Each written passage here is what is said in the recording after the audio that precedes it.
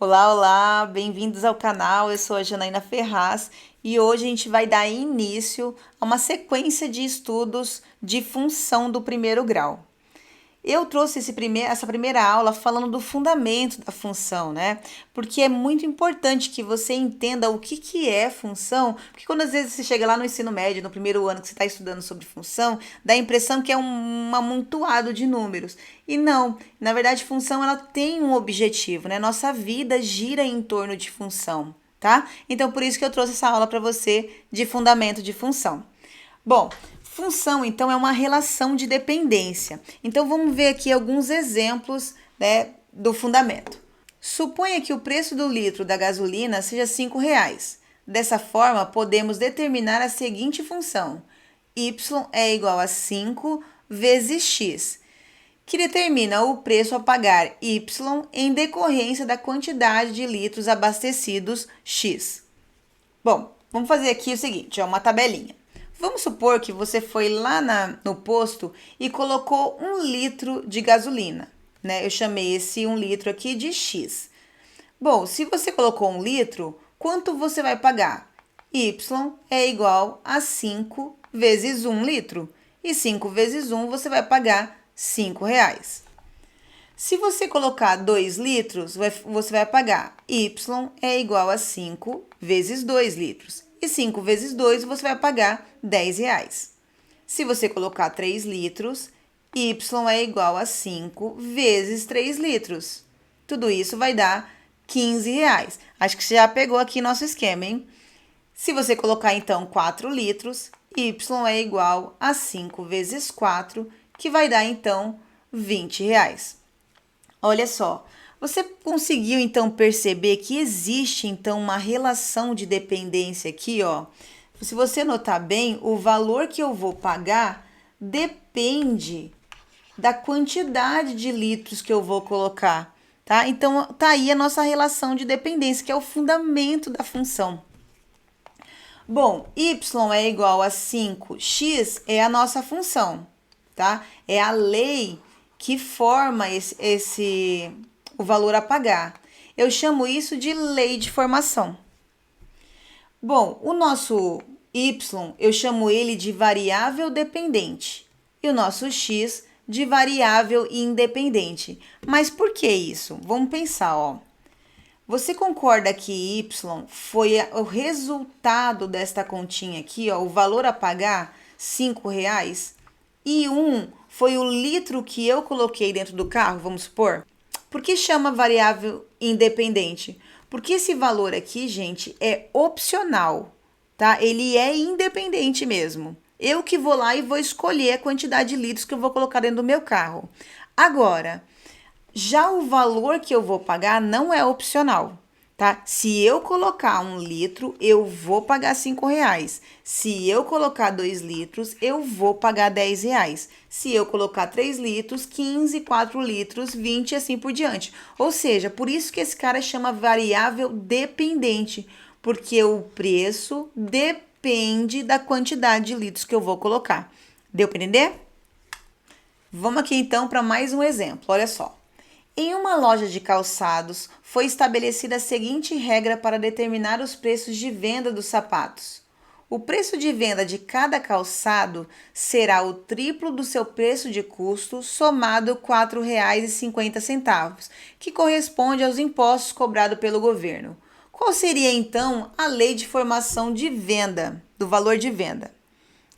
Diz para mim aí, qual seria? Bom, vamos montar essa lei aqui, ó. Você concorda que seria desse tipo, ó? O valor de venda vai ser o preço de venda de cada calçado será o triplo do seu custo. Posso escrever assim, ó? 3 vezes C, triplo do custo, somado R$ 4,50. Essa então é a nossa lei de formação. Venda é igual a 3 vezes o custo mais R$ 4,50. Na B, ele pergunta: calcule o preço de venda dos seguintes calçados: A, B e C, que custam R$ 10, R$ 10,50 e R$ 13, respectivamente. Bom, sabendo que a lei de formação da função é essa daqui, ó, Então, vamos substituir o custo no custo, sabendo que R$ 10, R$ 10,50 e R$ 13 são custos do produto. Então, vai ficar assim, o valor do produto A, né, de venda dele, vai ser 3 vezes o custo dele, que é R$ 10 do produto A, mais R$ 4,50. Então, o valor de A vai ser 3 vezes 10 vai dar 30, com mais 4,50, o valor de venda vai ser R$ 34,50. Já do produto B, o custo dele é R$ 10,50. Então, o valor de venda do B vai ser 3 vezes 10,50 com mais 4,50. 3 vezes 10,50 vai dar R$ 31,50. Com mais R$ 4,50, o valor da venda do B vai ser R$ 36. Agora, falta calcular o valor da venda do produto C. Então, o valor do C vai ser 3 vezes o custo dele, que é de R$ 13, mais R$ 4,50. Logo, 3 vezes 13 aqui, eu vou ter 39, com mais R$ 4,50, eu vou ter, então, um total de R$ 43,50. Qual seria, então, a relação de dependência dessa função? Você sabe me dizer? Tá vendo ali que uma coisa depende de outra. Bom, a relação de dependência que existe nessa função é essa. O preço de venda depende do custo do produto. Você concorda com isso? Ó, aqui, então, está a nossa variável independente e aqui a nossa variável dependente. Então, a venda vai sempre depender do custo do produto. Deu para entender? Bom, então, levando em consideração o nosso fundamento, eu vou aqui demonstrar para vocês matematicamente o que é uma função de primeiro grau, né? Ou uma função afim, tanto faz. Ele diz o seguinte, uma função f, né, de reais em reais, ou seja, do domínio para o contradomínio reais, chama-se função afim quando existe dois números reais, a e b, com a diferente de zero, tal que f de x é igual a ax mais b, para todo x pertencente aos reais. Eu vou voltar aqui rapidinho no exemplo anterior para te mostrar um negócio. Tá vendo que essa função, ela tem essa carinha, a função do primeiro grau, ó, ax mais b. Não é exatamente parecida com essa daqui, ó. Vou reescrever ela, ó. F de x é igual a ax mais b. Quem é o nosso a dessa função? O 3. Quem é o nosso b dessa função? O 4,50. Então, eu poderia reescrever ela da seguinte maneira. F de x é igual a 3x mais b.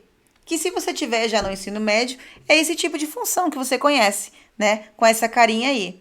Mas eu queria te mostrar, então, nessa aula, na verdade, é que tudo que você estuda sobre função, ela tem um motivo, ela veio de alguma situação, entende? Então, voltando aqui, ó, y é igual a x mais b. E eu posso escrever ela dessa maneira. F de x é igual a x mais b. Esse a aqui, a gente chama ele de coeficiente angular.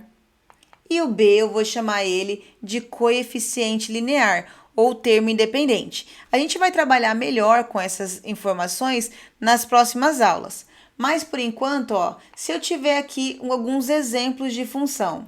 F de x é igual a 2x mais 3, f de x é igual a menos x menos 5, f de x é igual a 2 menos 3x e f de x é igual a 5x. Diz para mim quem é o a e o b das funções abaixo. Olha só, da primeira aqui, o nosso a é sempre o cara que acompanha o x, tá vendo? E o b é sempre o nosso termo independente.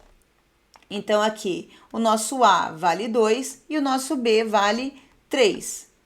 Já no próximo, o nosso A é sempre o cara que acompanha o X. No caso aqui está bem escondidinho, mas na frente do X tem o 1.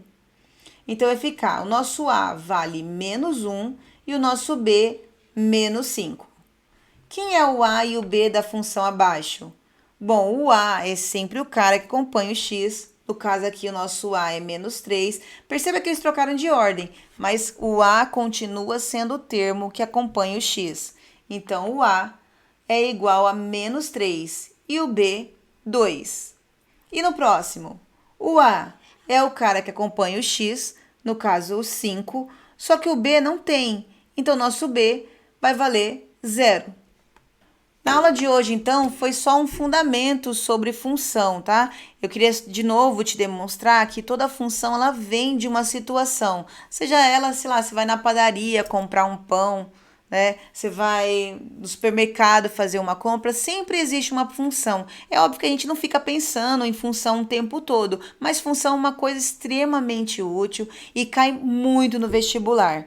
Na próxima aula, então, a gente vai falar sobre determinação de função. Acompanhe a nossa playlist para você ficar por dentro de tudo relacionado à função, ok? Se você puder, deixa aí o seu like e o seu comentário. Um grande beijo para vocês e até a próxima!